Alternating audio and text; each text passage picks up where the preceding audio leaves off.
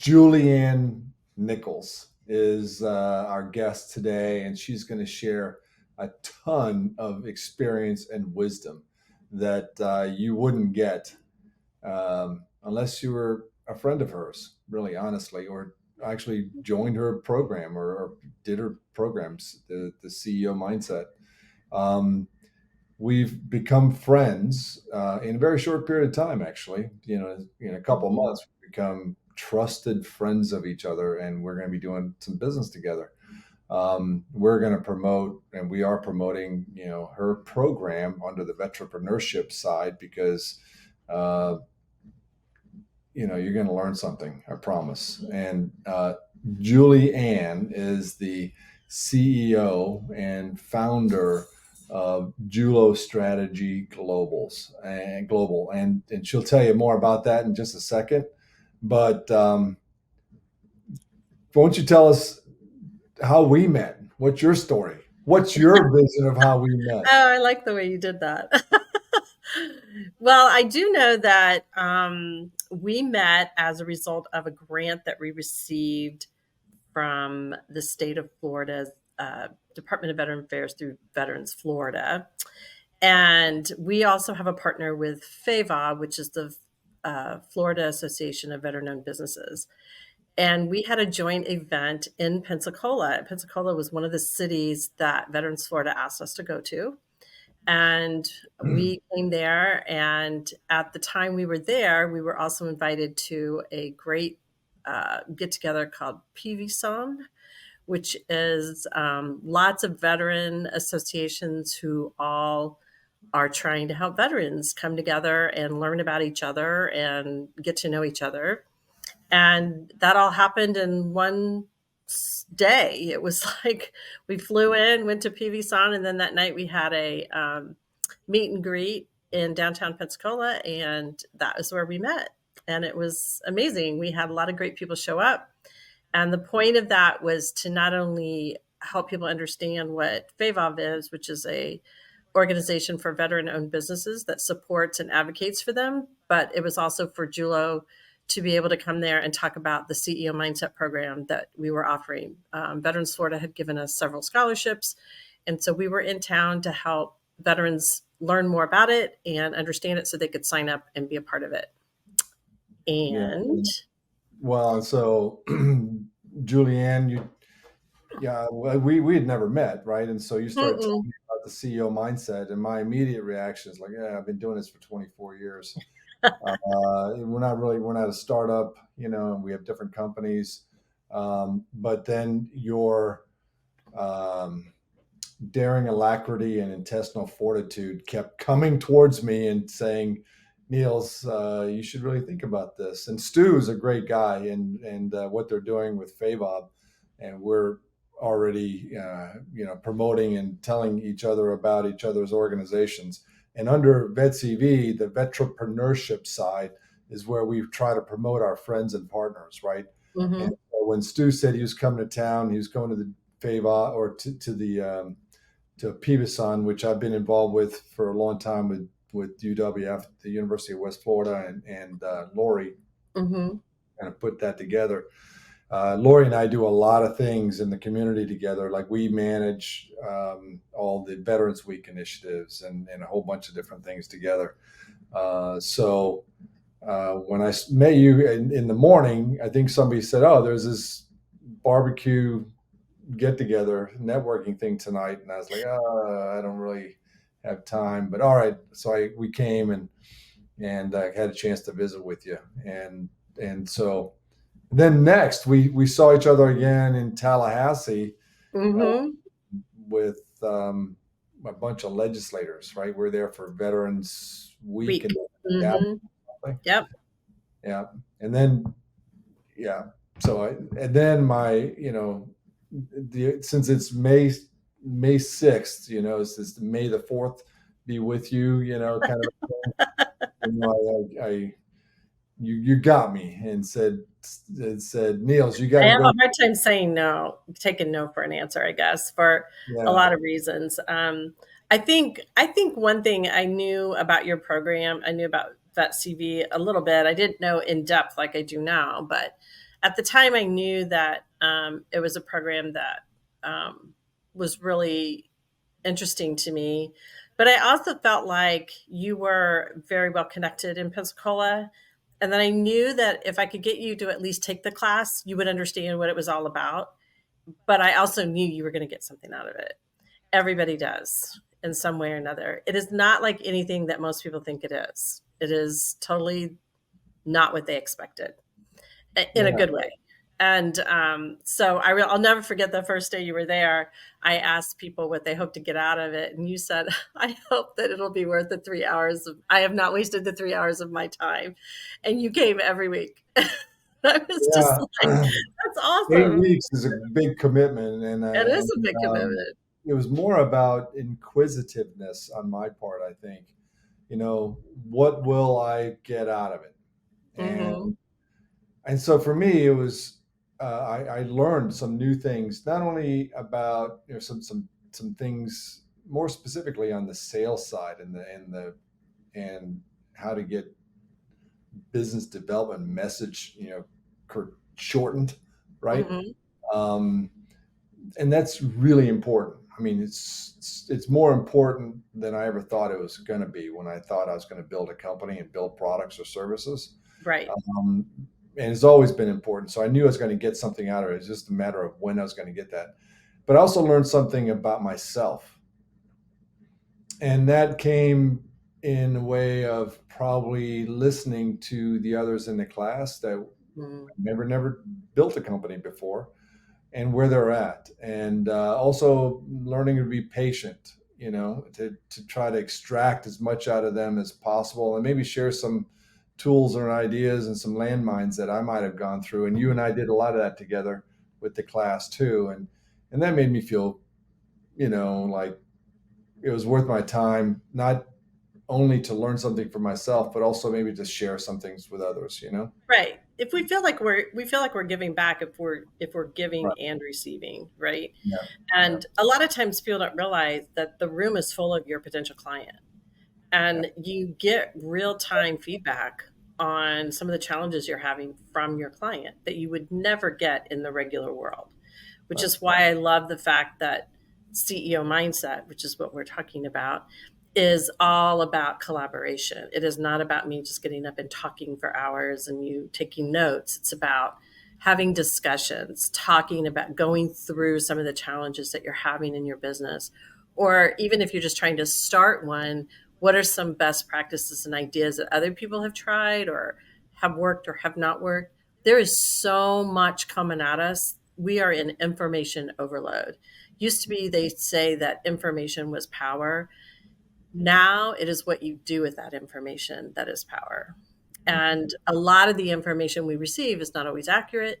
We're being pulled in 15 different directions. What do this, don't do that. It's like that song, signs everywhere, signed. It's like, I don't know which way to go. I don't know which sign to read. I don't know which one I'm supposed to do or not do. And bottom line, we teach you how to have the confidence to make the decision for yourself and for your company.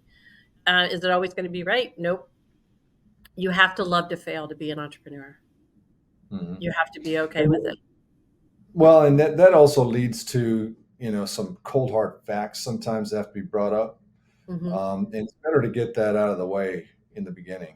And, if your feelings get hurt, get over it. I tell people that don't worry about hurting my feelings because my feelings regenerate twice as fast as normal people. And that's good, Yeah. because you're gonna have to deal with things that, um, why won't people want my product, right? Or maybe my Or just idea the is really constant not that good. rejection. Yeah, just Yeah, the exactly. constant rejection all the time of no, no, no, no, no, and not understanding why. And this class, Yeah, nice thing about it is you get that direct feedback. Or somebody will say, "Well, here's why.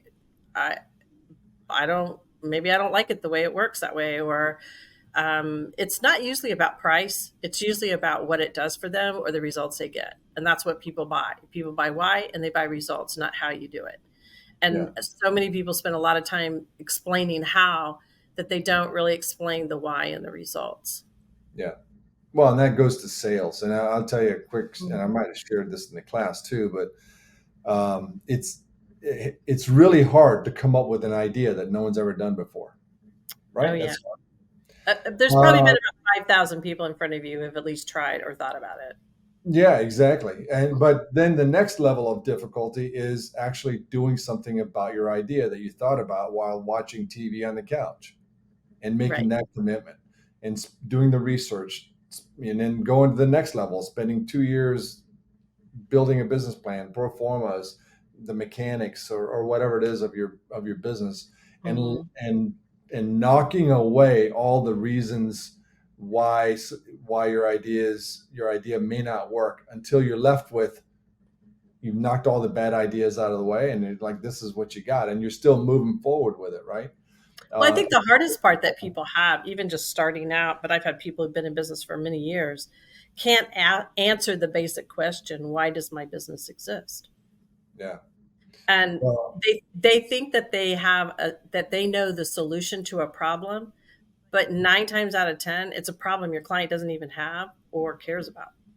yeah, or there may be people that are already solving it faster, better, cheaper. Ab- yeah, That happens a lot. absolutely. And Everybody they're thinks they've got a better idea, and then it's like, oh, hold on a second. Why is someone right. going to go to you versus somebody else? Right. And a lot of this is we ask people all the time, what's your secret sauce? What makes you special? Right. And our secret sauce is our CEO mindset program. And the reason why we know it's our secret sauce is because it is all developed around all the stuff I had to learn Yeah. over Well, 40 something years of being an entrepreneur. so let's And talk that's about that. So so tell us the Julie Ann story. well, I'll And tell you the Reader's Digest version yeah, pretty yeah, do quickly. that. But basically, I started my first business when I was 16. Um, I wanted to get a job because I love clothes. They call me Diva a lot. My grandkids call me Diva G. And I love clothes. I love being a girl. And so my parents were like, you're going to have to get a job if you want all that stuff. And I went and got a job at a fast food restaurant. And all I did for 2 weeks was fill ketchup and vinegar bottles. And I was like, I am smarter than this. I know more than this.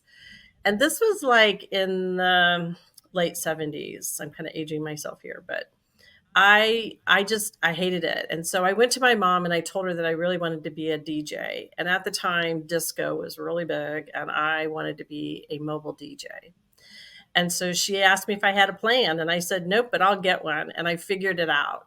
So I became a mobile DJ through the help of a very understanding man at the time who saw something in me and said yes. And his name was Stuart Turner. I'll never forget him. And I got started in 1970. It was probably around 1978, I think it was. And I was so excited. And that just morphed into more and more. I ended up on the radio. And then I was really active in theater and I went to college on a full scholarship because I wanted to direct movies with Steven Spielberg.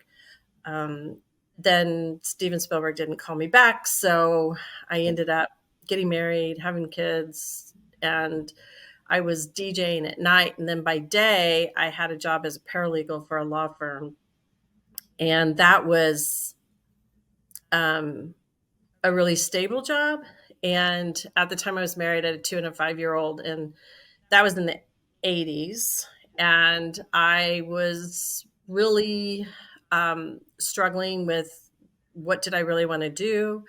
I enjoyed my work as paralegal, but it wasn't my whole thing. And the DJing at night became really hard being a mom with a 2 and a 5-year-old. Yeah. And there was an investigator in the firm that used to always come to me and say, hey, you ought to be an investigator. You'd be really good at it. And I was like, yeah, no, I'm waiting for Steven to call me back. But he still hadn't called. My father was a police officer most of my life, and he also was chief of police in a suburb of Kansas City where I grew up. And I knew that's not what I wanted to be. I didn't want to be anything part of that world.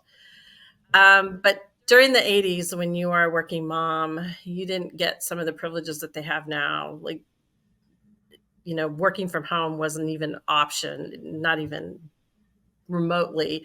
In fact, really recently, COVID's really the reason why it is even more so now. But I got a page. So you age me again in technology, but I was paged that my kids were sick and I needed to come pick them up. So I paged my then husband, who didn't respond. And about an hour later, I finally had to just go in and tell the lawyers I had to leave and that I had to go pick up my kids. They were sick. They had the chicken pox, I believe it was. So they were really harping at me to come get them. Mm. And so when I told the lawyers I had to leave, they told me I couldn't leave. They said, not only can you not leave, but you have to stay late because we have a trial coming up. So I quit my job. I literally just said, well, you're making me choose. So I left. I went to pick up my kids and got home. And when my husband finally came home, he like, what's going on? I explained what was going on. And I said, oh, by the way, I quit my job. And all I heard was, Julian, you got to go get your job back. We can't afford for you not to have that job. You got to go get it back. And I kept saying, no, I'm not going to go back. And he kept saying, you have to. He goes, call them right now. And I was like, no. And he goes, well, what are you going to do? And I just blurted out, I'm going to be a private detective. And I wasn't even thinking about it. I just said it. And then he said, you can't do that. You don't know what you're doing. There's no way you can do that. You'll never make it. Well, that's all that took. So I had one person tell me I should, another person told me I couldn't. So I did. And I started that agency. And probably about 9 months in, I was working out of the house. And I remember it was like noon and I was like not even dressed, hadn't taken a shower, and my kids are running around. I heard my phone ringing. And when I went down to answer it, it was one of the attorneys I'd done some work for. And he said, hey, I have somebody I want to introduce you to. Can you come meet us? And they were at some bar and grill. And I said, well, I'm getting ready to go into a meeting. I can be there in about 45 minutes. Will you still be there? And they said, yeah, we'll wait for you.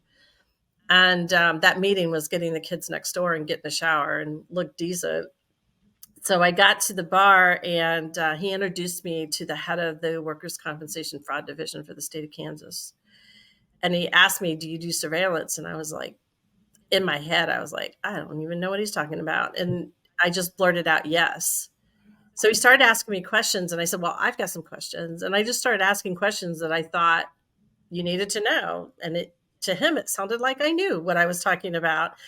And the next thing I know, we're meeting again. I brought a proposal to him and I got in my car and I was just thinking, holy crap, I don't even know where to begin. What do I do? I just said yes to something and I got to put this proposal together. And he was, I don't know, he seemed like he couldn't see through that I was like not knowing. I felt very imposter syndrome at the time. But I remember there's some friends of my dad's that always said, hey, if you ever need any help, Uncle Pete will help you, Uncle George will help you. I'm like, all right. So I went back to my home office and I called them and I said, hey, do you know any guys who know how to do surveillance? I don't have time to train them. And they were like, yeah, I got a couple of guys. So I lined them all up. I put together this contract. And I just remember thinking in 1988, I was 25 years old and I had a 205-year-old. I'd started young in my life, right? And I just knew that they were never going to go for it. So I had all these limiting beliefs in my head that they're going to know I don't know what I'm doing. They're going to know I cannot do this. I was telling myself all these things. And at the time in 1988, I made this proposal for like $165,000. And that was a lot of money back then, probably 10 times that now, but it was a lot of money. And I just was so nervous. And so I go meeting the following week and he looks at it and he's like, oh, and I was like, I knew it. I just could feel it all. Like he knows. And he looked at me and he said, you realize this is for the entire state, not just for this area. And I was like, oh. And the next thing I know, he handed me a contract and we were looking at it and I'm reading through it. And next thing I know, I signed a contract for almost $500,000. And I was like baffled. And that's when it all began. That's when I really jumped into entrepreneurism full force. not knowing what I was doing or where I was going to go with this. And it scared me. And I didn't want people to know I didn't know, although I feel like some people did and some people didn't. But I knew I was really smart. And I knew that really quickly that I didn't have to do the work. I just needed to find the right people who knew how. And Mhm. so after I got that contract, I went and I just hired 10 those 10 people that I talked to and negotiated with, and I hired them. And then next thing you know, I had a full run business. And it was through the experience of running that business for almost 15 years of learning what to do, what not to do, and how to deal with employees, how to babysit boys with guns, everything from processes and systems. I almost lost that contract a couple of times because I didn't have my act together. I literally was running my business like I was an employee of it. And I knew really quickly I had to shift the way I was thinking and learn how to run it like a CEO. Mhm. So I had some really great mentors and helped me see that I needed to make some changes in the way I was thinking about how I was running it. And then everything changed for me. And I ended up selling that business, dabbled in the mortgage business, was in the handbag business for a little while. And it was during that time when I was in the handbag business, I was selling these handbags all over the country. And the recession hit. That was about 2007, 2008. And people were coming up to me and saying, "How do you do that? How do you start a business? How do you just do that and run a business?" And I was like, "These are some good questions." And oh, they're going to pay me to tell them that? Okay. So that's where JULO began, and we just celebrated our 16th anniversary this year. So I'm very happy and excited that I have had enough trials and tribulations and do's and don'ts and to come up with this program called CEO Mindset. And it Now, may sound pretty generic, but it really was a lot of the questions I get asked all the time. It was we did a lot of one-on-ones throughout the years that I just was using the same routine over and over again. I said I should just be teaching this to groups of people. And so that's how we came up with these cohorts, and it has just taken off. It's amazing. It really is about, and as you know, you've taken the class, it's really not about the logistics of starting or, you know, the business. It's about the mindset of you making the decisions you need to make about yourself and the way you're going to run your business. And we give you tools to help you make it a little easier. We make it simple. We don't make it hard. Because really when you start a business, you're just about generating revenue. That's what you want to do. You got to find your client, generate revenue, and you got to hire people because you can't do it all. So those are the top three things that we really teach you to get your business off and running. Because no bank's going to give you money. Nobody's going to need to see a business plan till you're making money. So let's just teach you how to generate revenue, find your clients, and hire people so you can get to the next point, get to the next level that you want to be. yeah, so my experience has been all of that from the very beginning, but also to come together with an idea before it's live and finding angel investors and putting my own money into it as well, Yeah. and believing in yourself, checking yourself, checking your willpower, Mm-hmm. um, looking in the mirror too. Can you really do this? And is this idea or this product really worth it? Because Mm-hmm. you can't convince yourself and be honest with yourself when you're looking in the mirror at yourself in your own eyes, then no one else is either. Especially if you're talking big money. And I've started several companies at this point, um, but they also have to believe that you're all in. You know, Yeah. all in doesn't mean that you're willing to risk the lives of your family and your house either. So there's a little bit of Right. myth about entrepreneurship that you're Right. going to give it everything and then risk being homeless. No, that's not smart. No, That's not what you want to do. no, it's not. So, And you Uh, don't have to. I mean, there's a lot of ways that you can run your business. There's a lot of people who take the class who are actually working a job and trying to start the business. And I always tell them, you don't have to be the person doing it. You yeah. can own it and have other people doing it. Well, even That's if you, exactly how I started my PI business. I didn't know how to do it, so I just hired the people to do it that knew how and learned from them what to do and what not to do. And and I got my business started. I didn't have to know everything. I just needed to know how to run it. yeah, and even if you're not going through your CEO mindset course, if you're going in with thinking about starting your own business, and then when you get in there, you realize that that's not the thing to do.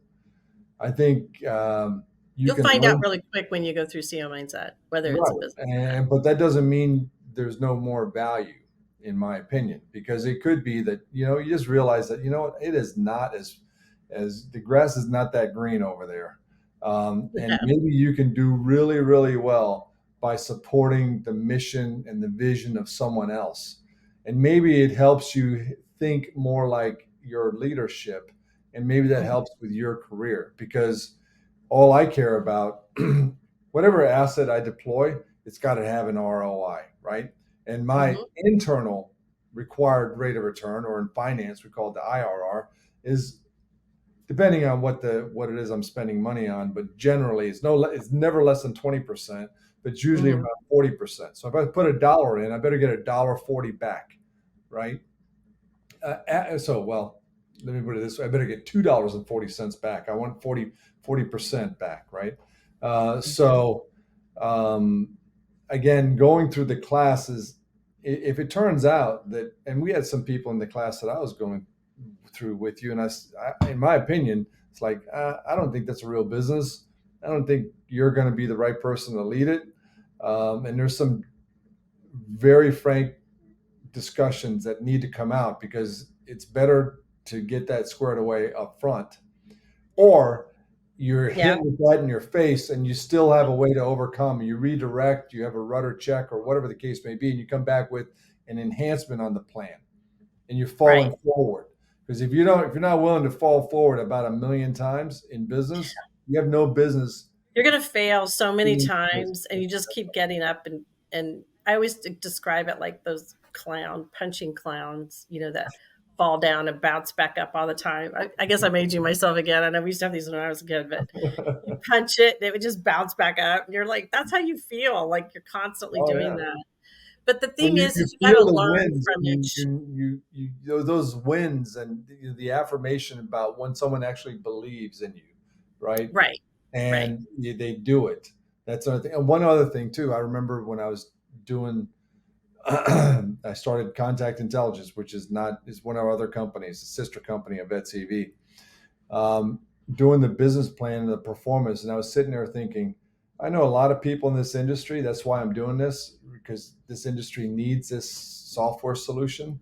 Hmm. Um, and I initially had some projections that included, some people that were friends of mine in the industry that were saying, yeah, that's a good idea. We should, yeah, we would use it.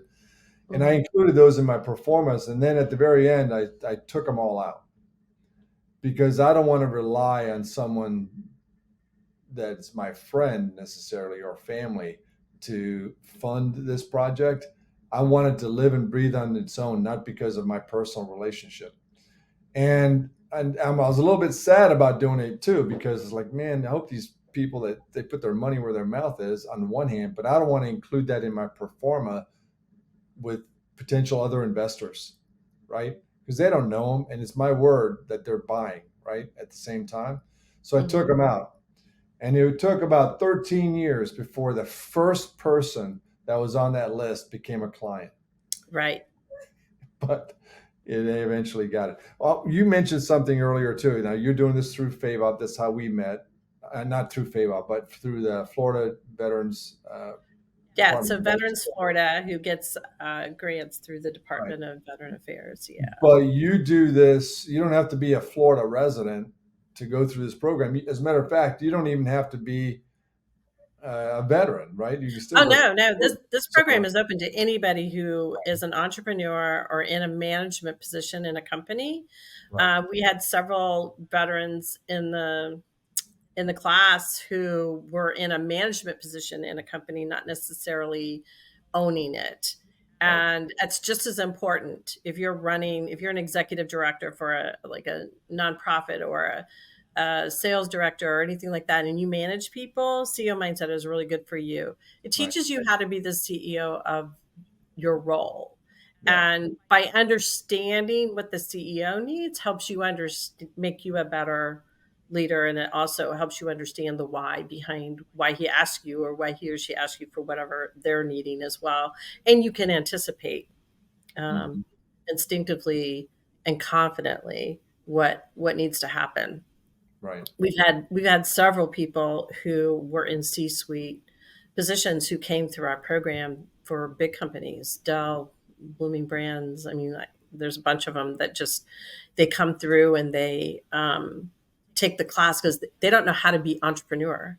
They know how to work in corporate America, but they don't know how to do their own thing. It's not Mhm. handed to them anymore. They gotta figure it all out now. Um, I think the really big thing about CEO mindset, though, is it's not just about the business, it's also about you, the individual. And it is really what we call owning your own crap. We don't say crap, but we say, Well, you just did, and this is okay. It's all right. yeah. We're a bunch of veterans here, so and families as Yeah. well. We So it's were, about owning your own stuff. How's yeah, that? And so you have to be aware of your own shortcomings to run a company. yeah, And you can't do everything. yeah. CEOs don't do it all. They lead, they firefight when necessary, and they go global, but they don't do everything. And the moment that you realize that you need help, that you need a team of people, you will grow faster and a lot more things are going to happen for you. Hmm. And you had a special term for people that weren't contributing. Oh, do you mean people that you don't want to? PETAs, PETAs. PETAs, yes. Yeah, PETAs are pain in the asses. yeah, We use PETA a lot in that because PETAs come in all forms. They come in friends, family, fools, we talk about. And once they get in, they bring their PETA friends and they refer their PETA friends and they bring their PETA behavior and it just sucks the time and money out of you and your yeah. business. And PETAs could be investors. PETAs could be Anyone, employees. PETAs could be clients. And sometimes you have to fire up employees, the same you thing, know, right? Yeah, I mean, PETAs yeah, come they all could be friends and family too. I mean, we just learn to love them from a distance, right? right, right. Um, That special. you, yeah, you just learn how to develop. And one of the things that we talk about in class is how to develop a red rope policy, not only for yourself, but also for your business. Mhm. And who do you let pass that red rope that can come in and um, become a VIP in your Mhm. life and in your business. And when you start realizing that it's almost like they're waiting for somebody to give them permission, and we give you that. We give you permission to dump them, let them go, and then learn how to automate, delegate, and also eliminate things in your life that are keeping you from moving forward.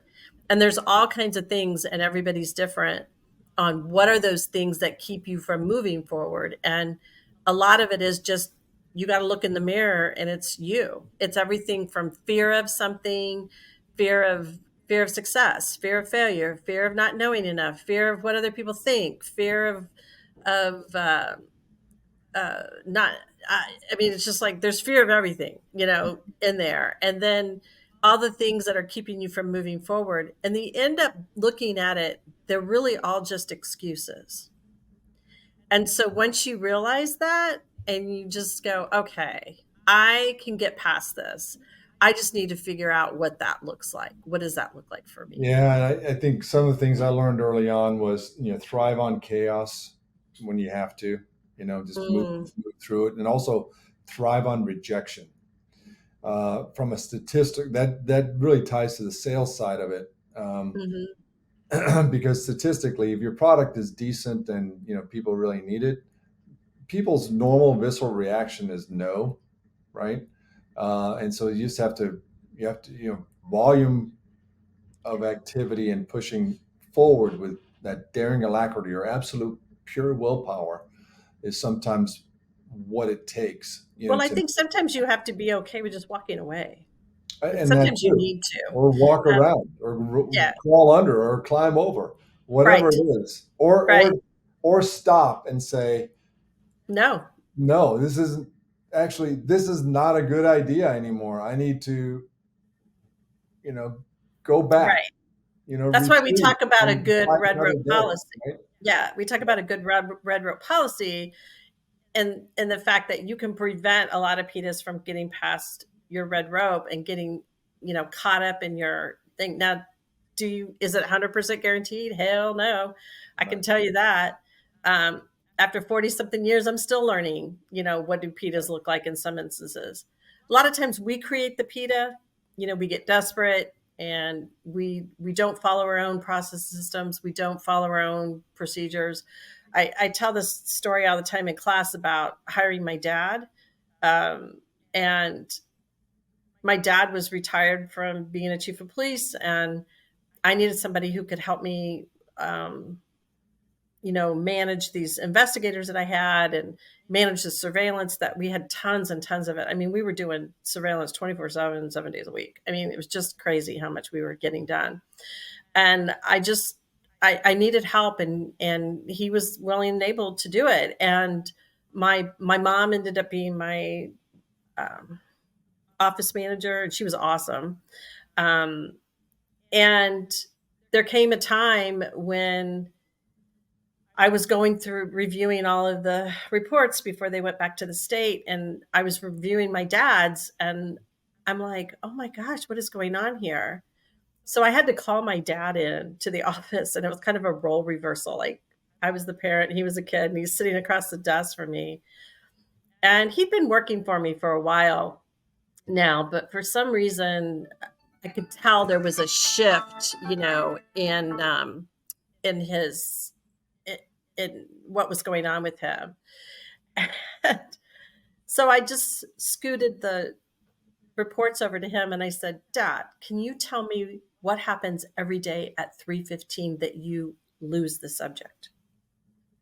And he just put his head down and he takes a big sigh and he looks at me and he goes, "I hate effing surveillance." And I said, "What?"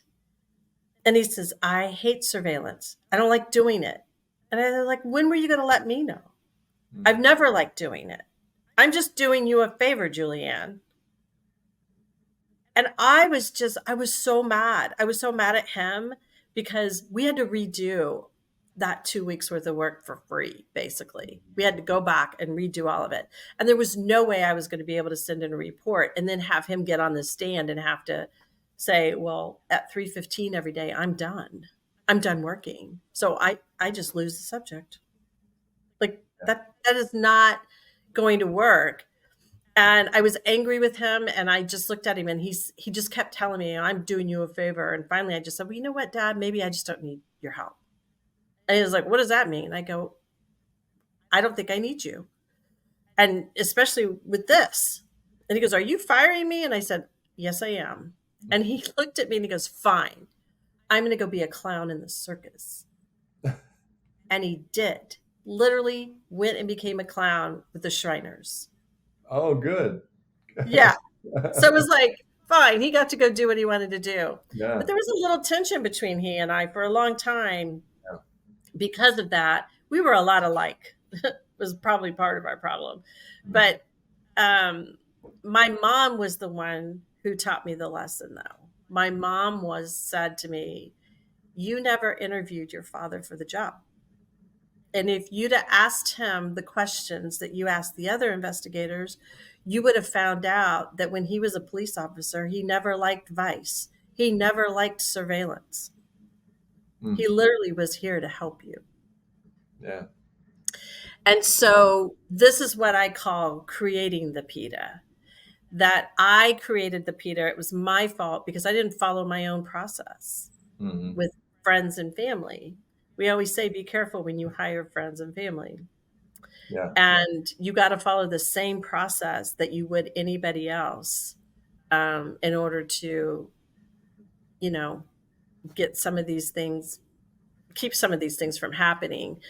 Right. And it was a tough lesson to learn, but you don't know this stuff sometimes. You're just trying Well, to start a it's business and you're trying to get, you it, know, help, and sometimes what you think is helping you, I wasted a lot of time and effort on something that, and money, that never was going to be anything more than that, because he wasn't going to be there for very long, and he didn't like doing what I was having him do. And I wished he would have communicated it to me sooner, but it was the whole, I feel like I'm helping you, I'm just doing you a favor thing. And that's not necessarily what we want. I don't want you to come do me a favor. I want you to be here because you really want to do this, and you like doing it, and well, do it well. this also goes towards if you have if you have a company where you have an opportunity to have equity or partnerships, if Hmm. you have family in there, it can very easily become a problem. If you Yeah, have your I've wife seen it a lot over the years. I've seen, doing the admin side or whatever, yeah, and then you're trying to recruit a partner in, you have to be prepared and prepare your spouse or your family member that they may mhm. have to go when we grow this business and we're bringing another partner, a law firm, a physician practice, or I whatever. always say it's best to date. You don't have to elope and get married. You Yeah, just need but to date and figure out if you can work together first before you bring on that partnership, right? yeah, but I'm Um, talking about something different here, Julianne. I'm what are you talking talking about? about if you have family members that work in your company and you're trying to add a partner from the outside, Yeah, it's blood is thicker than water, a bond. yeah, And also, it will make it more difficult. I've dealt with this, for many years in the world of physician practices, where they have a spouse working as their nurse or their yeah, office manager or administrator, and they bring in a partner. Um, if you have a choice to that, if that dollar needs to go to the partner or to keep it in the family, and so you have a lot of extra work to ensure transparency and fairness that you wouldn't right. otherwise have to do if you didn't have that family member in there. So preparing the family member of their exit Yeah. is also important, if you're going to bring people in that have some skin in the game in your company. Um, Well, all in all, in most business, in all business actually, you really have to have clear communication, but you have to also have clear expectations. mhm, And that is where we usually have a downfall. mhm. We communicate, but we aren't clear on the expectations. And that's usually where lots of communication starts. I always say if you have a communication problem, it's a lack of process system or expectation. Yeah, yeah. Um, who shouldn't start a business? Um, Let me just say this. I think anybody can if they're willing to commit and they like to fail. They're okay with failing and getting back up again. I think that there are people that like to do in the world, and we as business owners love them. We need doers. We need people to do the work.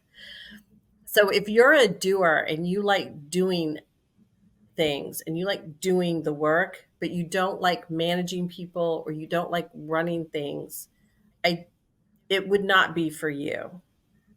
There is nothing worse than quitting your job and starting a business, and you had the security of a paycheck every week and you were doing just one job, right? You're just doing this and you go home and that's it. Yeah, But they'll quit their job and next thing you know, they're doing the work of 22 people because they're running their business like they're the employee of the business and they're doing everything. They're not thinking about how to run it in CEO mindset where you don't do everything. You automate, delegate, or eliminate some of the things that you're doing so that you can grow your business and run the business. In order to automate, delegate, and grow your business and just focus just on your business, though Hmm. sometimes in the beginning you have to do whatever it takes, you know, uh, make sure the You office is do. squared away. You do the vacuuming at 10 o'clock at night. You dust or Mhm. whatever you need to do. But you're right. The objective is to sell. No sales. No. Yeah. Well, and Your there job was is a to generate revenue, and you can't that's generate revenue and do everything else. no. In the beginning, though, in some businesses, I mean, you got to do whatever because it's you. But as fast Yeah. as Yeah. possible, find Yeah. out.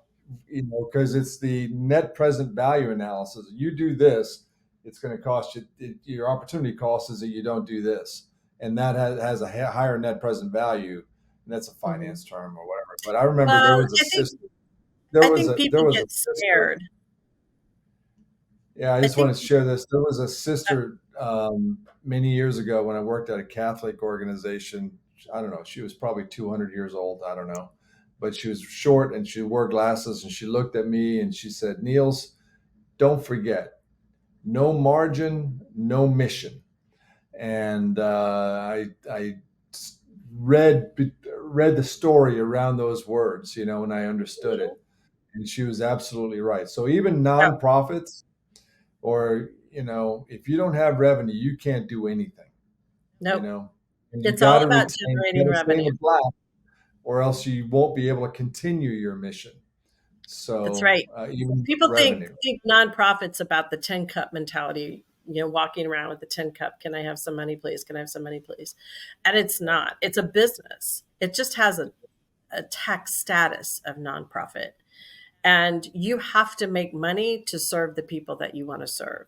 And people get this in their head that they, can't afford to hire people. They can't afford, they need all the money to go to their cause, and that's not necessarily so. You need to have a staff and people to do the work and make it happen. And donors need to see a viable business in order to donate money to you. Yeah, If they see one person trying to do it all, a smart donor is going to know really fast this business isn't going to last long. That person's going to get burnt out, and especially if they're not getting paid, yeah, right? They're going to get burnt out and they're going to quickly fizzle, and so is the organization. So why would they donate? yeah, They need to see a viable business. yeah. They need to see, so a donor or an investor or a client, right? I mean, if you sell a product and you can't back it up, you can't maintain it, you can't keep it alive for whatever Right, the duration is that you are making that promise of, giving them value, right. they're not going to be able to do anything. So, Yeah. um,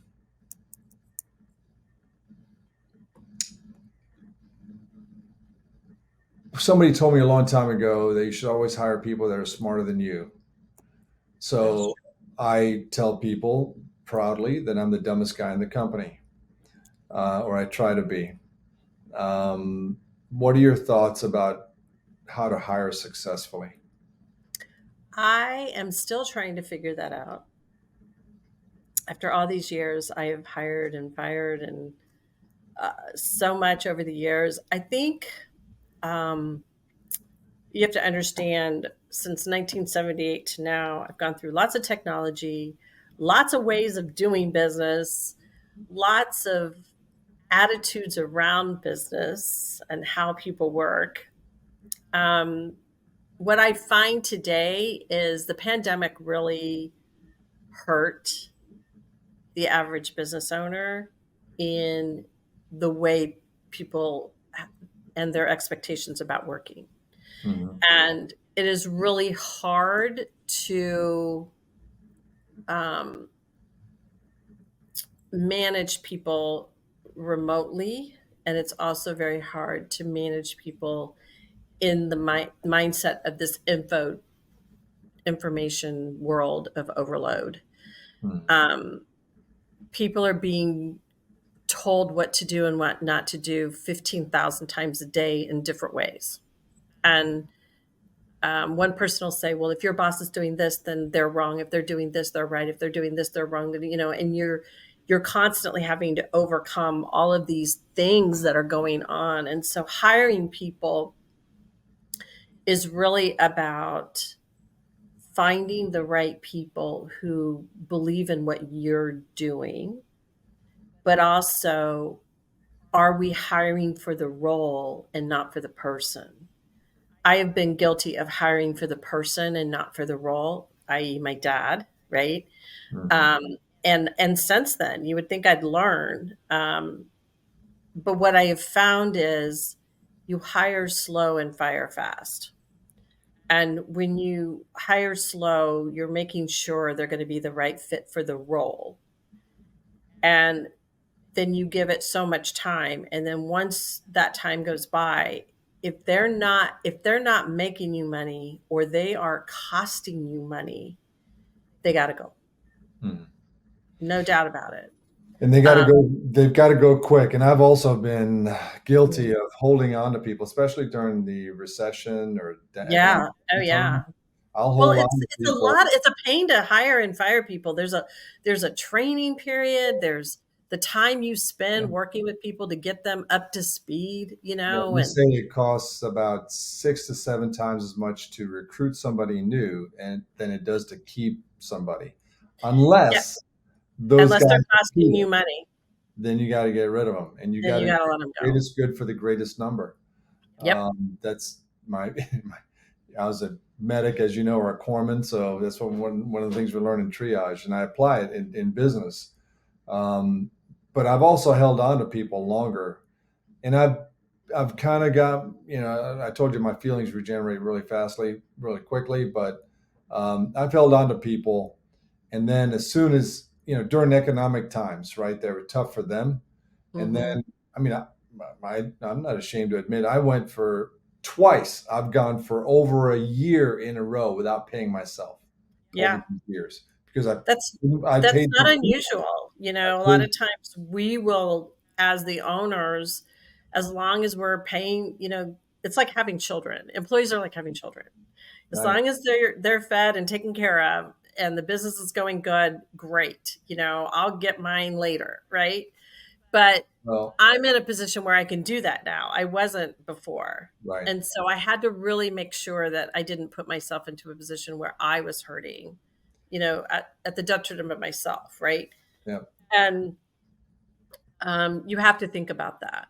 Well, and I But think also that there are, and this is what I mean, it's not so much hurting my feelings, but it pisses me off. Like I'll keep somebody on, but as soon as we'll try to coach and mentor them into doing something else that's got value for the business because what they were doing oh before, yeah, we don't need that right now. We need this, like sales or marketing or whatever, right? but if they don't And fit the role, they're not going to do it, well, especially if they and don't like that's just doing it. it. They're on the surface like, oh, thank you, and this and that. But then as soon as they find a new opportunity, and when you Gone. need them the most, they'll jump ship in many Well, one cases. of the So be the biggest prepared for problems that in we your life. have is the biggest problem we have is um, we'll hire people that are all in and they come learn all the stuff and then they leave and then they go try and do what we're doing on their own. Right. There's that too. Yeah. Yeah. And we are constantly like letting them know we enforce our contracts. You take my stuff and you go and try and do it. I'm going to know. Yeah. Now there's just And some you new have to enforce it. legislation. There's some new legislation, and I haven't learned enough about it yet. But I don't even want to talk about it, to be honest, because it's ridiculous. non-compete. Yes, Yeah, yeah, it's ridiculous. And it's in the healthcare ridiculous. space, we've had non-competes with physicians. You can't just leave and go across the street and open up your own practice, after we've established you and that kind of thing. And so we'll see where it goes. But Don't that's be the. I've got pretty good lawyers, and there are ways that you can reword the contract so that it it doesn't do this. This was mainly big corp that was preventing people from getting jobs. Hmm. We're not preventing you from getting a job. We're just saying you can't use my stuff to do it. Right. And oh, by the way, you really can't be taking my client list and going and selling to them, right? Yeah. There are trade secrets and things like that that still have to come into play. You don't have a right to disclose what's going on here. Yeah. So I think good lawyers are going to work around this. But Uh, between that and the Corporate Transparency Act, they're just not notifying people. It's kind of like you find out through some lawyer trying to get your money so he can help you through something that's absolutely free for you to do. right. But I think that all in all, there's going to be legislation that's going to be fighting back. The National Chambers of Commerce is already fighting back on this non-compete, and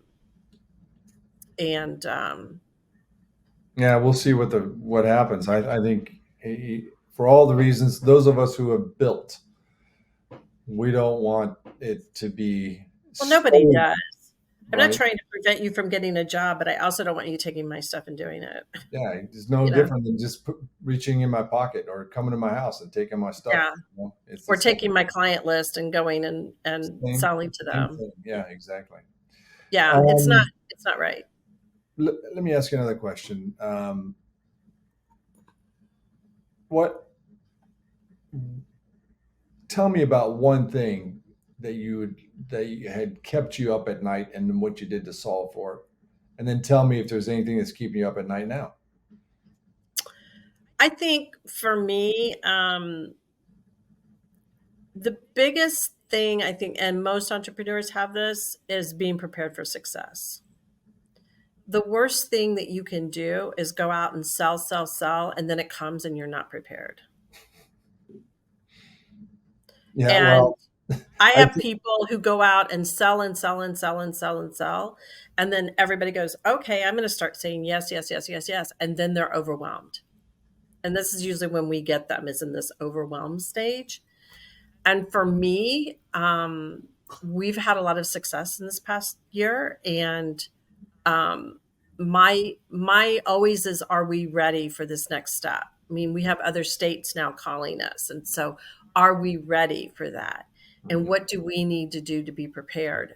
I'm a perfectionist and overachiever, and so I always think back to what my father used to always say about striving for excellence. I have this need to do that because nothing for me, my whole life, nothing was ever good enough. I always needed to strive to be excellent. Mhm. And I have to learn to accept good, but I also need to be prepared Mhm. for the influx of business that is coming our way. And when you have to depend on employees to help you get there, and when you have to depend on other people who don't love it as much as you do, you know, um, to make sure that they're getting the quality of work that you need, it is a little scary. It becomes Well, a little. you talked about don't love it as much as you do. I've been told um, on occasion by someone important to me that you love your company more than you love me, Mm. and um, it was not true. But apparently, that was either a true How they perception felt. Yeah. she felt, or she used it as a tool to be mad at me or whatever. The Either way, excuse. Yeah. excuse. But it's also nice to have nice things in your life. What do you think that happens? How do you think Yeah. that? Right. You know? Right. So. Well, I've also learned through the ages, I can't be responsible for other people's the way they react. I Mhm. can do my best to be kind and be thoughtful. But when you're running a business, sometimes things are said and sometimes things have to get done and you have to make it happen. And those people don't always understand it. And Mhm. they need to know it is not personal. It's, I'm trying to get something done here, you know? Mhm. Um, and that's hard. That being lonely at the top sometimes is where that It's true. feeling sometimes comes because um we're not always everybody's friend. We're not always the good guy. Sometimes we have to make decisions that are really hard and affect people, affect their lives. That's not easy. It never, whenever I have to fire somebody or lay somebody off or reprimand somebody, do I enjoy it ever. No, I've It never. is not something that I want to do. In fact, it's the last thing I want to do. I try to give every opportunity to try everything before I have to go. I'm sorry that this isn't working. You know. Yeah, I mean, I tell you one story. I was on vacation in Europe, and somebody did something back here at the office, and it was so egregious that I just I said, no, I'm calling this person, and a Mhm, few extra Navy words were thrown around in that conversation as well, and mhm. I'm firing that person uh, from my vacation over the phone, and you're going to escort this person out, and short of me flying home and throw him off the balcony, from the office or something. Yeah. I was so mad Yeah, it takes about a lot to push that button for me. no I mean, person. Yeah, you got to really have done something that's really really bad that affects the company, right? I yeah, always say if it's a client issue or affects a company, it's probably going to shoot me the quickest way, right? right. Because that's important to me that we take care of our clients and we take care Yeah. of JULO. Um, Well, you've also but had to fire a client, I bet. I know I have. oh yeah, yeah. But a Yeah. good red rope policy prevents some of that. Yeah. Not every You'll time. never Sometimes get it they give all, you but a sometimes one sneaks through, and you got to just yeah. Sometimes they give you a fake ID and they get through, right? go. so so you have to just keep them from getting to the VIP room. Yeah. And there are lots of ways to get rid of PETAs. Sometimes people become PETAs later through no fault of your own, things that are going on in their lives Yeah. created PETA, right? Yep. But you That's have a to good just point. know how to handle Yeah. them when you need to. And if you can't redirect them or get them back on course, Hmm. then I have an escalation, kind of a thing. It's like, hey, you may not be what we need here anymore. You Right, choose. right, Here's what I need from you. And I right. understand it's okay, but please let me know before it gets out of hand so that we can start planning for it. And I'll help you Right. find something else too. I've done that tons. Yeah, Not a thing for us, but or with us anymore. Let's get you upgraded. I've got engineers that work at Amazon and Google now. It's like I'm not smart enough to work there, but they are. And we got them there, and that's yeah. fantastic. Yeah, I don't ever want people to think that this is the end all. Right. If this is a stepping stone for you, that's great. I'd like to know it. I'd like to know that this isn't your end all. But do we really ever go to work for any place that is going to be there forever? It's not like when our grandparents were, at the same company for 40, 50 years, got a watch and retired and had full pensions and all that. That just doesn't exist anymore. Well, Um, let me just say that Donna in my office and Mike, mhm, Donna's been telling me what to do for about 25 or 26 years now. that's awesome. Um, I think she quit one time, and then she all of a sudden started showing up again and put herself back on the payroll. You know, and Mike has been with me for 23 years now. That's awesome. And so we have usually 10-year turn, with some, but the Yeah, rest of them are a year or two, and that's great. They're young too, and they want to move up to the next thing and right, expand their right. horizons. I'm going to ask you a question that, whether it's good or bad, whatever your answer is, that I want to learn from, and I also want to share with the team here about Okay. what we're doing at VetCV. Now, you've had a chance over, since we got to know each other, to learn a lot more detail about what we do at VetCV and our Mhm. purpose, our mission, the technology behind it, the stuff that's on our roadmap that we want to do. but also the interoperability, so to speak, with the different companies and in our ecosystem and how they all connect to each other, whether it's B2B in the healthcare space or B2C on the consumer side or B2G to government side and the different spaces that we work in. So here's the question. What do you, knowing what you know, think our secret sauce is?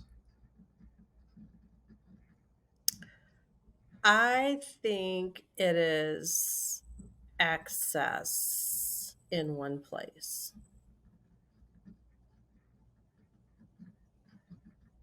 and the ability to reach a lot of people through one place. At least that's what I feel like it is so far. And when you say reaching people, for what purpose? For Why? connection. I Why? mean, I think connection is the biggest thing. Um, if you wanted to get information out to a lot of people quickly, I think your platform would be able to do that. The reason why I wanted to be a part of it was that I liked the fact that it was a place I could go to, one place to get everything that I needed. And for somebody who travels a lot and deals with a lot of documents, I'm not always in a home base or at a computer. It was good to know that I could have access to it quickly and get it to the people that needed to have it, no matter what it is, whether it be, we talked about pet vaccinations because I travel with my dog, to maybe even any health issues I have while I'm traveling. I'm able to pull up records I need. There's just so much in there that you can access in one place. I don't have to try to figure out which place is which. So for me, it was very intriguing in that matter. As a business person, and the reason why we are doing this together is that I believe that the more veterans that sign up for this, the more they have access to each other in one place as a connection. Um, I see this a lot and I hear it a lot in my classes when veterans go through our classes, that they miss that connection, that they miss that feeling. And I believe that this is going to be able to help them with that connection of being able to find other veterans.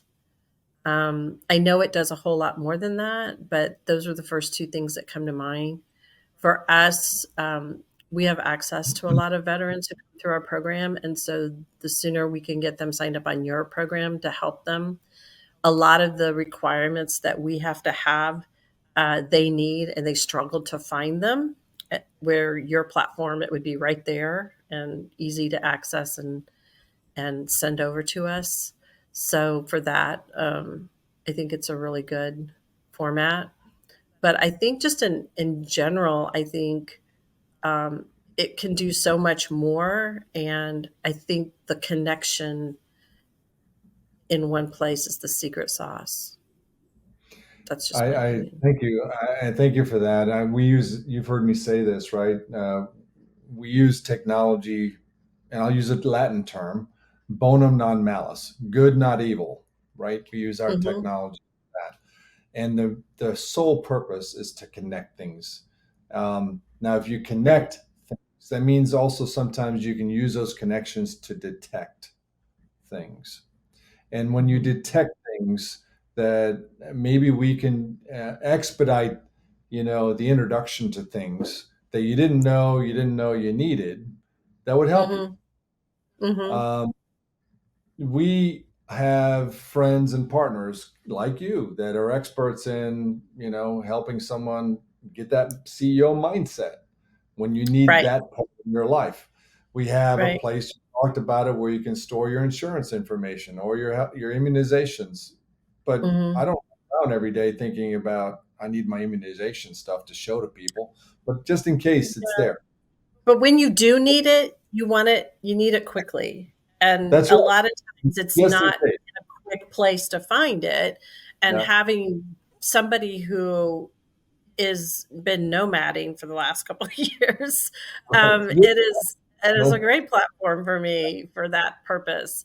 But Yeah. I think also too, I look at it as we've been trying to reach people that we know could use our classes. And a lot of times we have a hard time finding them. Mhm. And so if we could find a platform where they are, that also helps us as well, help them.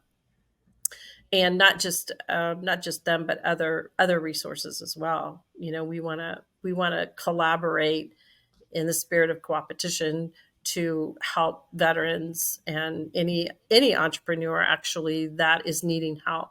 We don't just help veterans. I mean, it just happens to be that we received a bunch of grants, so it's been veteran heavy lately. But the overall for JULO is that we want to help all anybody who wants to be an entrepreneur. Yeah. We work with we have a program we work with women coming out of prison who struggle finding jobs, Right. Yeah. and we really want to help them have that second chance.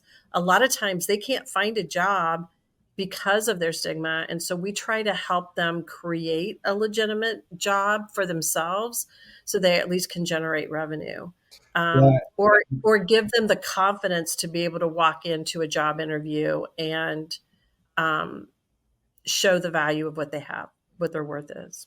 Yeah, and I think for us, as you know, we also have a foundation, the VetCV Foundation, and entrepreneurship transition planning or successful transition from military to civilian life, what we Hmm. call, what we used to call back in the old days, first Civ Div, first civilian division, Right. um, and also the mental health and wellness of our community and our Yes. friends, right? Our friends and our community. This is a place where you can kind of wear your uniform again, you know, and still be a civilian, and you can communicate with other veterans or like-minded, right? That's the purpose as well. And if you're a veteran, I mean, I think just human nature, whether you're a veteran or not, your instinct is to help somebody, Hmm. right? So if someone fell Especially down. another vet. You guys love to help each other out a lot. Exactly. And not only that, I'm from Denmark originally, as you know, but maybe Hmm. the audience doesn't know. And I became a citizen when I joined the Navy when I was 18. So I'm like a super patriot, I'm like a freaky American, like American flag kind of a thing, Um, but in our military, the way I feel about our military, and whether it's true or not, this is how I feel. We in the United States military, our mission isn't to go out and conquer other countries. Our mission is to protect those countries that are at risk of being conquered by the bad guys. Hmm. And so we're doing this for good, not evil, bonum non malice in the military. Right. And I like to think that we translate that in what we do as civilians, whether we're volunteering or donating or church groups or other organizations or organizations like this. This is Right. our way of giving back, but it also enables civilians that may not have been in the military or have like maybe their parents weren't in the military, but they have a chance to participate and help America, right? Yeah. As a patriot. And I think that's important. It's just the willingness and ability to go help somebody is instinctive to us as human beings. If someone fell down right here, or let's say we're in the same office or outside the window, Hmm. outside the sidewalk, we would instinctively want to go and try to help them to get up. That's who we are as Americans. Sure. We're not going to sit there and laugh at them or go kick them, while We they're would hope down. not. We're going to go Right. help them get up. And I think that's what we're trying to do is we're trying to give you that 360 of a view of where people could use help, or even introspectively of where you might be able to get help, and maybe get the message out that it's cool, it's fine to ask for help. right? If you don't ask for help, you got a problem. You got a bigger Well, problem. I always tell people ask is a 3-letter word, not a 4. It's okay to That's true. Yeah, yeah, use. that's another good point, right? Yeah, And so if we can help detect someone's needs by the mhm, stuff that we do in the technology, whether it's the our partners, our Patriot partners that have a service or a product that someone could use, and we can introduce that to somebody that is inside the community, the VetCV community, and if we can do it mhm, faster and they trust us, if they trust us with all the most important documents that we were just talking about, and we introduce them to someone like you, and I trust you, now we're breaking the ice and they can come and get help from you as an example, just that much faster. yeah, And it doesn't matter where they are. Because if they that's what the whole C suite insider conversation is all about. They may yeah, not have learned everything about Julie Ann, right?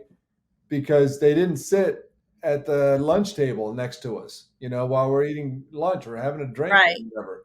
But right, now we're able to scale this, and now they get to know and get to see you. They get to see how genuine you are in everything that you just shared. yeah. And hopefully that's enough to get them to want to connect with that But patriot. we have fun. It's not all No, serious. we have a great It's time. we have some fun. We have a great time. I love that, we're my goal has always just been to get CEO mindset to as many people who want it.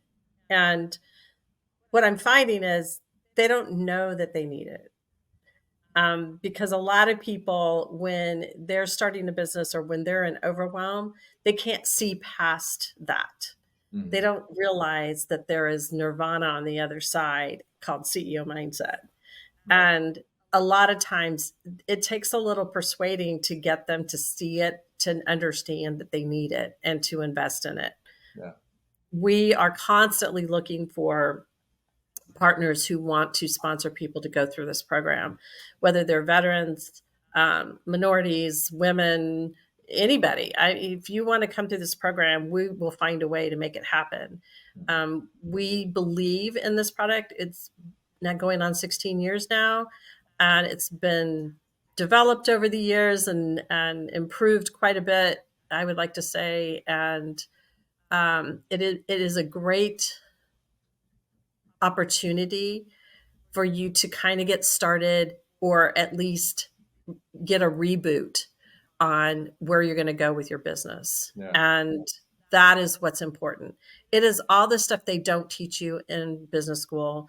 It's all the stuff they don't tell you about that you're not even thinking about that we need to be thinking about. Yeah. And that is just from my own experience of, oh my gosh, why didn't anybody ever tell me this? Why I didn't know this was the first thing I need to be thinking about. Mhm. Nobody told me that. And how much easier your life will be if you can just focus on what you need to focus on and let everybody do the rest. You don't have to do it all. And we're here to help you, show you how to do that. But also, you have value. And I think the biggest thing that where we can help each other in this platform is helping people understand they have value. And there's lots of opportunity on this platform for you to either find the right job that you need, decide you're going to start a business. We're here to help you do that. But the resources that are available to you to help you in any challenge that you're going through in your life is available through here. And I think that's awesome. Well, you mentioned something earlier about having children and having companies like having children, and then you're Yeah. right. This is always evolving. You'll have Hmm. ideas. You already gave us some ideas and some things that we should think about building into this. You Hmm. are going to be built into this as somebody that we trust. If you're going to start a business or run your business better, right? To Hmm. link to you and connect with you. Um, and it's an evolution. It'll continue far beyond, hopefully, my years too. It'll continue after that, and if we leave it in good hands with the right people. I hope we can leave behind a legacy That's right. that'll help for generations to come. Yeah. I'd love to see, my I have a lot of grandsons, but I'd love to see them um, continuing this for a long time and hoping more and more people figure it out. I Yeah. mean, who knows? Robots may be running everything someday, but you still need humans. You still need humans to figure it out. Yeah, the age of AI and robotics. Look, we've been. I guess Neanderthal man became extinct around 30,000 years ago. Homo sapiens, we've been around for between 100 and 200,000 years, but we weren't here before that. And there were lots of animals that were here long before us, like alligators. They're still around, but we might make ourselves extinct. There's no doubt, honestly. It's hard to Um, say. I don't know. I don't think I'm going to live long enough to find out, but I just, I just want something that will leave a lasting impression. I know we have changed a lot of people's lives. I know we have left our mark when we leave a class or when we go into a town. We develop relationships. We're not just about coming in, doing the class, and leaving. We're about ecosystem building, about bringing people together, working together, having a tribe of people that you can depend on. And when you pull people into a CEO mindset class, as you well know, it's about discussion. It's getting into some deep discussion about business and about what you can and cannot do. And how do we get past this? And oh, by the way, I got you. I'm here for you. What can we do to help you? yeah, And you've heard the term that's in the military. We say we've got your six, right? And, right, and that's right. a big part of this because it's very intimate, your classes, right? So, They are. They are. oh, And it's amazing what happens once they start. It's always that first couple weeks of, you got to get past the stuff. And then by week 3, week 4, it is an 8-week program, but by week 3, week 4, now the discussions are really happening and the trust is, and it's kind of like we have Vegas for the night, right? Outside world just goes away and everything is what's going on in that room. yeah. And the discussions can be very, you know, some can get heated, some can get very insightful. I love, we call it getting JULO'd, the aha moments that people have that go, oh my gosh, that right there was worth everything, right? That like shifted me into that CEO mindset, and now I get it. Now I get it. Yeah. And we see those light bulbs go off a lot in those classes, and it is how we know it's going to be good. Yeah. We've And had some great I successes. had It's some, amazing. I had some light bulbs and lots of affirmations too. That was good, and I really appreciate the opportunity to, to. I'm glad you came through it. I wasn't going to take no for an answer. No, I know. I was like, yeah, I was like, all right, stop kicking me already. I'm coming, I'll go. And So, I really am grateful that you did. It was a pleasure to get to know you more, not only just in class, but as we were there in Pensacola for 2 months. Just getting to know you and the community and everybody there. It was really great. I know we're coming back, which is awesome, yeah. and now we're doing this. So I just feel like Pensacola is going to have another hub, another JULO hub, I guess. So. Well, I think well, also just share one more story here, and then so to the audience. So Julianne and I went to dinner as well, and I was trying to figure out what Julianne's, what her goal was for that dinner, and I think you were asking if I was interested in doing something. Then probably Mhm. didn't know what it was, and my response at that time, I thought, well, I could be soft and gentle about my response when you asked the question, but I decided to test you honestly and to test myself, and I just said, why would I do that? What's in it for me? And Mhm. for my company and my team, and because I wanted to see how you would respond if you would respond outside the class the way I would expect you to respond, and you did with with bright stars and shining stars. Oh, I passed the test. Yay. Yeah, well, it's like, and this, and really, that question has led us to this of It has. why, I think also people need to understand that, I'm pretty transparent and pretty authentic. This is who you get, right, in class, out of class, everywhere. I've had people say they were scared of me, which I found funny. But I think it's just because I'm so straightforward, Right. and I don't think I'm mean. I think it's just that I'm going to tell you what you need to hear, not what Yeah. you want to hear Right. sometimes. And that's also intimidating. But I also think I have a lot of confidence in what we do at JULO, and I have a lot of confidence that this program is going to help you. And you just need to give it a chance. And it is part of the red rope policy. We ask you, um, you know, are you open to receiving? Because if you're not open to receiving what we're about to throw at you, it's not going to work for you. And Yeah. you also got to be committed to doing it. You're only going to get out of it what you put into it. Right. And those that put the work in saw the results and saw the shift. Yeah. So thank you for that Yeah. Thank you. opportunity. I'm so grateful to form this. I love the fact that the other day you said, whether you like it or not, we're friends. I was like, That's it. I think I like it. Yeah. Yeah. Well, you got to behave like a CEO, act like one, and also learn that there are new, better, and more informative things that you should always take into consideration. Oh yeah, you never stop learning in this as in this role. Never, ever, ever. And you're right. I hire smarter people than me to do the things I don't want to do and Yeah. I don't like to do and I don't know how to do.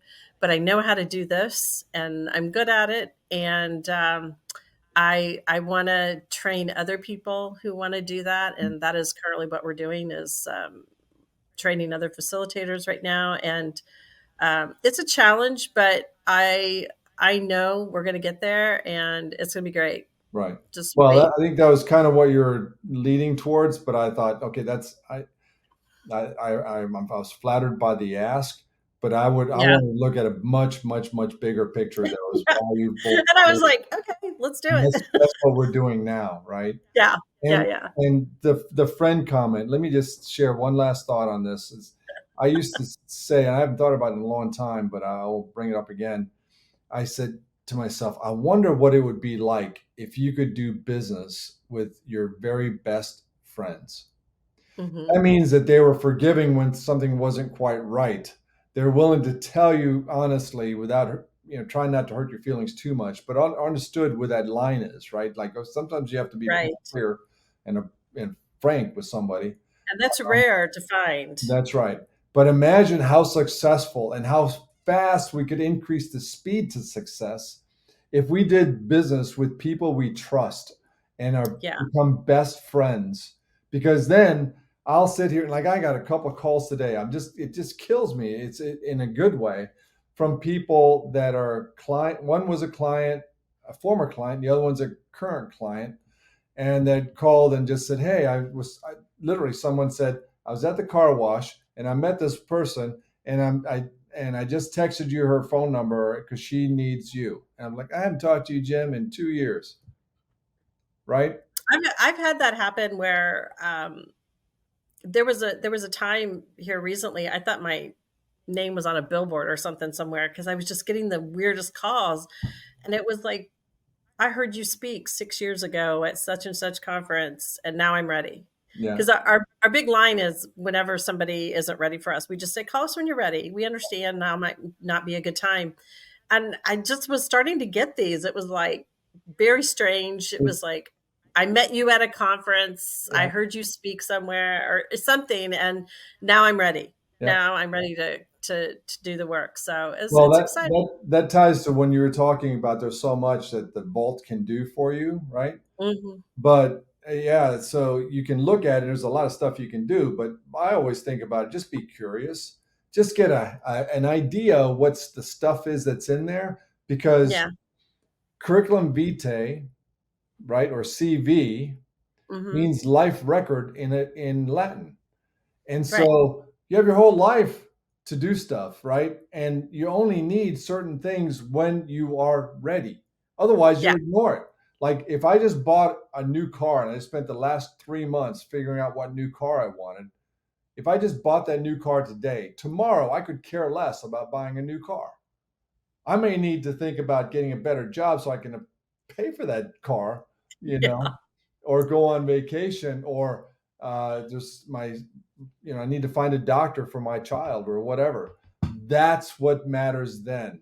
So there are different chapters and life events that we're trying to be able to, wrap ourselves around so that you can just reach Right. out and grab it when you need it, when it's Right. facing you. Otherwise, if it's back here, it may not matter. But if there's also something coming up on your six that you don't know about that you need to be aware of, then we're going to hopefully detect it to allow you to turn around and face that forward, and tackle it. So that's Yeah. what we're trying to do. So we Yeah. say, using your word, connect, we like to say that we detect and then we connect. And that's all Mhm. we do. Ultimately, all this fancy technology, mumbo jumbo, and all that stuff that people are using, and in this case, the platform, is only purpose is to connect that person with something they need, which is something that another human has created or makes Right. available, so that Right. two people talk and do something to help each other. Yeah. That's it. That's all we do. So Well, guess what we're gonna be doing? we are already right. So we're going to just do more of it. So it's like, Yeah. thank you, man. Have another. I'm So looking forward to it. I really am, yeah. and excited to get the platform up and running so we can, get this show on the road. All right. So Sounds good. thank We'll you get for this this opportunity. Really appreciate it.